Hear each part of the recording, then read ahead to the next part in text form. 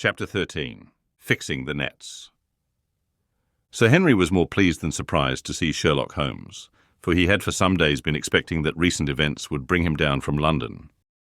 He did raise his eyebrows, however, when he found that my friend had neither any luggage nor any explanations for its absence.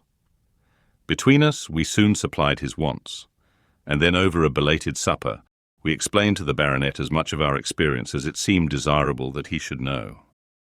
But first I had the unpleasant duty of breaking the news to Barrymore and his wife. To him it may have been an unmitigated relief, but she wept bitterly in her apron. To all the world he was the man of violence, half animal and half demon. But to her, he always remained the little wilful boy of her own girlhood, the child who had clung to her hand. Evil indeed is the man who has not one woman to mourn him. "I've been moping in the house all day since Watson went off in the morning," said the baronet. "I guess I should have some credit, for I have kept my promise. If I hadn't sworn not to go about alone, I might have had a more lively evening, for I had a message from Stapleton asking me over there." "I have no doubt that you would have had a more lively evening," said Holmes dryly. "By the way, I don't suppose you appreciate that we have been mourning over you as having broken your neck?" Sir Henry opened his eyes. "How was that?" "This poor wretch was dressed in your clothes.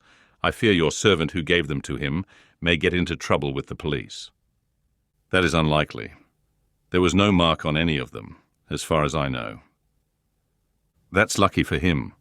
In fact, it's lucky for all of you, since you are all on the wrong side of the law in this matter. I am not sure that as a conscientious detective, my first duty is not to arrest the whole household. Watson's reports are most incriminating documents." "But how about the case?" asked the baronet. "Have you made anything out of the tangle? I don't know that Watson and I are much the wiser since we came down." "I think that I shall be in a position to make the situation rather more clear to you before long. It has been an exceedingly difficult and most complicated business. There are several points upon which we still want light, but it is coming all the same. We've had one experience, as Watson has no doubt told you. We heard the Hound on the moor, so I can swear that it is not all empty superstition. I had something to do with dogs when I was out west, and I know one when I hear one. If you can muzzle that one and put him on a chain, I'll be ready to swear you are the greatest detective of all time. I think I will muzzle him and chain him all right if you will give me your help." "Whatever you tell me to do, I will do." "Very good, and I will ask you also to do it blindly, without always asking the reason." "Just as you like." "If you will do this, I think the chances are that our little problem will soon be solved. I have no doubt." He stopped suddenly and stared fixedly up over my head into the air. The lamp beat upon his face, and so intent was it, and so still that it might have been that of a clear-cut, classical statue, a personification of alertness and expectation. "What is it?" we both cried. I could see, as he looked down, that he was repressing some internal emotion. His features were still composed, but his eyes shone with amused exultation. "Excuse the admiration of a connoisseur," said he, as he waved his hand towards the line of portraits which covered the opposite wall. "Watson won't allow that I know anything of art, but that is mere jealousy because our views upon the subject differ. Now these are a really very fine series of portraits." "Well, I'm glad to hear you say so," said Sir Henry, glancing with some surprise at my friend. "I don't pretend to know much about these things, and I'd be a better judge of a horse or a steer than of a picture. I didn't know that you found time for such things. I know what is good when I see it, and I see it now. That's a Nella, I'll swear, that lady in the blue silk over yonder, and the stout gentleman with the wig ought to be a Reynolds. They are all family portraits, I presume." "Everyone." "Do you know the names?" "Barrymore has been coaching me in them, and I think I can say my lessons fairly well." "Who is the gentleman with the telescope?" "That is Rear Admiral Baskerville, who served under Rodney in the West Indies. The man with the blue coat and the roll of paper is Sir William Baskerville, who was chairman of committees of the House of Commons under Pitt. And this cavalier, opposite to me, the one with the black velvet and the lace. Ah, you have a right to know about him. That is the cause of all the mischief, the wicked Hugo, who started the Hound of the Baskervilles. We're not likely to forget him." I gazed with interest and some surprise upon the portrait. "Dear me," said Holmes. "He seems a quiet, meek-mannered man enough, but I dare say that there was a lurking devil in his eyes. I had pictured him as a more robust and ruffianly person." There's no doubt about the authenticity, for the name and the date, 1647, are on the back of the canvas. Holmes said little more, but the picture of the old roisterer seemed to have a fascination for him, and his eyes were continually fixed upon it during supper. It was not until later, when Sir Henry had gone to his room, that I was able to follow the trend of his thoughts. He led me back into the banqueting hall, his bedroom candle in his hand, and he held it up against the time-stained portrait on the wall. "Do you see anything there?" I looked at the broad-plumed hat, the curling love-locks, the white lace collar, and the straight, severe face which was framed between them. It was not a brutal countenance, but it was prim, hard, and stern, with a firm-set, thin-lipped mouth and a coldly intolerant eye. "Is it like anyone you know?" "There is something of Sir Henry about the jaw." "Just a suggestion, perhaps, but wait an instant." He stood upon a chair, and holding up the light in his left hand, he curved his right arm over the broad hat and round the long ringlets. "Good heavens!" I cried in amazement. The face of Stapleton had sprung out of the canvas. "Ha! You see it now. My eyes have been trained to examine faces, and not their trimmings. It is the first quality of a criminal investigator that he should see through a disguise." "But this is marvellous. It might be his portrait." "Yes, it is an interesting instance of a throwback, which appears to be both physical and spiritual. A study of family portraits is enough to convert a man to the doctrine of reincarnation. The fellow is a Baskerville, that is evident. With designs upon the succession." "Exactly. This chance of the picture has supplied us with one of our most obvious missing links. We have him, Watson. We have him. And I dare swear that before tomorrow night he will be fluttering in our net as helpless as one of his own butterflies. A pin, a cork, and a card, and we add him to the Baker Street collection." He burst into one of his rare fits of laughter as he turned away from the picture. I have not heard him laugh often, and it has always boded ill to somebody. I was up betimes in the morning, but Holmes was a foot earlier still, for I saw him as I dressed, coming up the drive. "Yes, we should have a full day today," he remarked, and he rubbed his hands with the joy of action. "The nets are all in place, and the drag is about to begin. We'll know before the day is out whether we have caught our big, lean-jawed pike, or whether he has got through the meshes. Have you been on the moor already?" "I have sent a report from Grimpen to Princetown as to the death of Selden. I think I can promise that none of you will be troubled in the matter. And I have also communicated with my faithful Cartwright, who would certainly have pined away at the door of my hut, as a dog does at his master's grave, if I had not set his mind at rest about my safety." "What is the next move?" "To see Sir Henry. Ah, here he is." "Good morning, Holmes," said the baronet. "You look like a general who is planning a battle with his chief of the staff." "That is the exact situation. Watson was asking for orders." "And so do I." "Very good. You are engaged, as I understand, to dine with our friends the Stapletons tonight. I hope that you will come also. They are very hospitable people, and I am sure that they would be very glad to see you. I fear that Watson and I must go to London." "To London?" "Yes. I think that we should be more useful there, at the present juncture." The baronet's face perceptibly lengthened.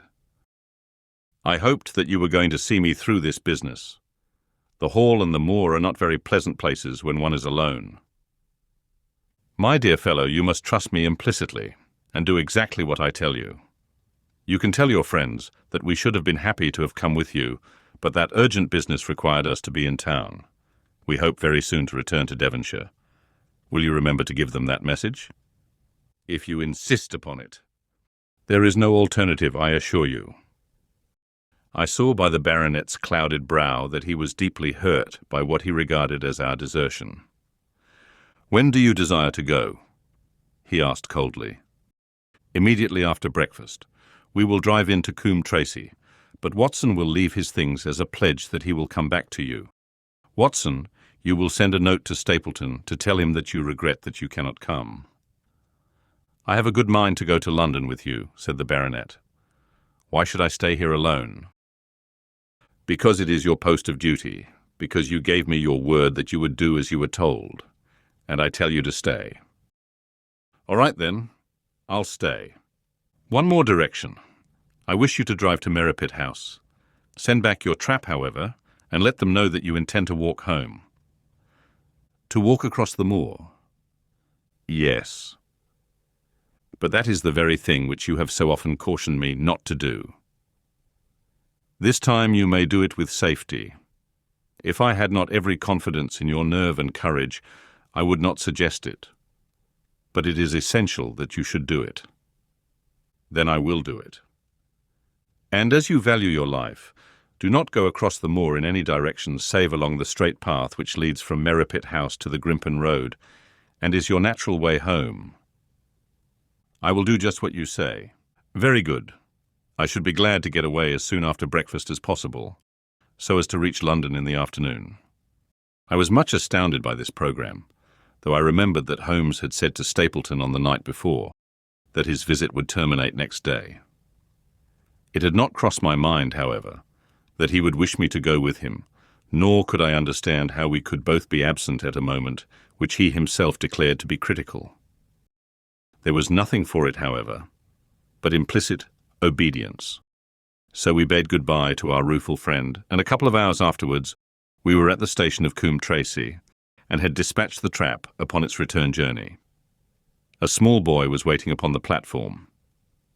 "Any orders, sir?" "You will take this train to town, Cartwright.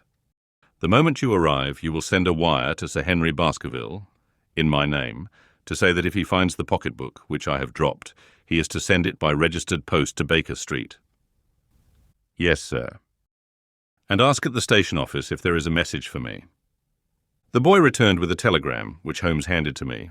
It ran, "Wire received. Coming down with unsigned warrant. Arrive 5:40, Lestrade." That is in answer to mine of this morning. He is the best of the professionals, I think, and we may need his assistance.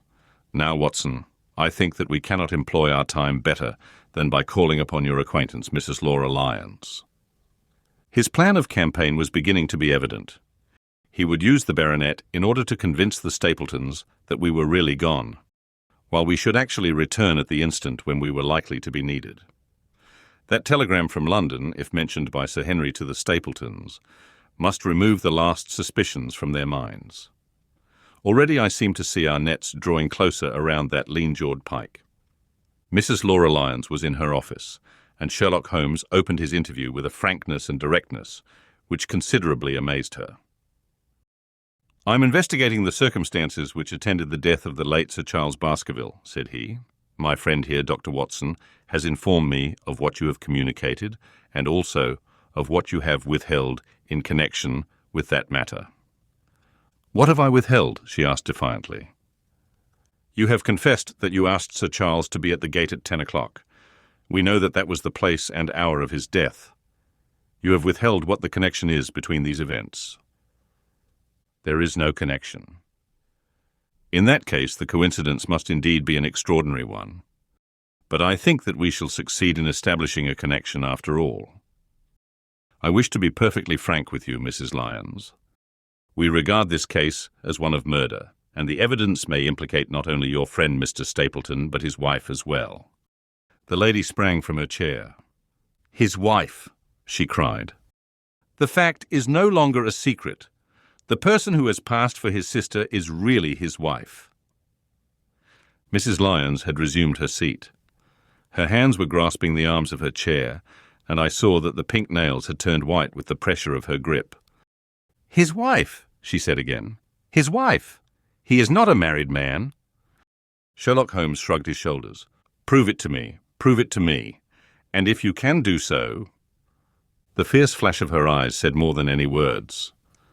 "I have come prepared to do so," said Holmes, drawing several papers from his pocket. "Here is a photograph of the couple taken in York 4 years ago. It is endorsed Mr. and Mrs. Vandeleur. But you will have no difficulty in recognizing him, and her also if you know her by sight. Here are 3 written descriptions by trustworthy witnesses of Mr. and Mrs. Vandeleur, who at that time kept St. Oliver's private school. Read them, and see if you can doubt the identity of these people." She glanced at them, and then looked up at us with the set, rigid face of a desperate woman. "Mr. Holmes," she said, "this man had offered me marriage on condition that I could get a divorce from my husband. He has lied to me, the villain, in every conceivable way. Not one word of truth has he ever told me. And why? Why? I imagined that all was for my own sake. But now I see that I was never anything but a tool in his hands. Why should I preserve faith with him who never kept any with me?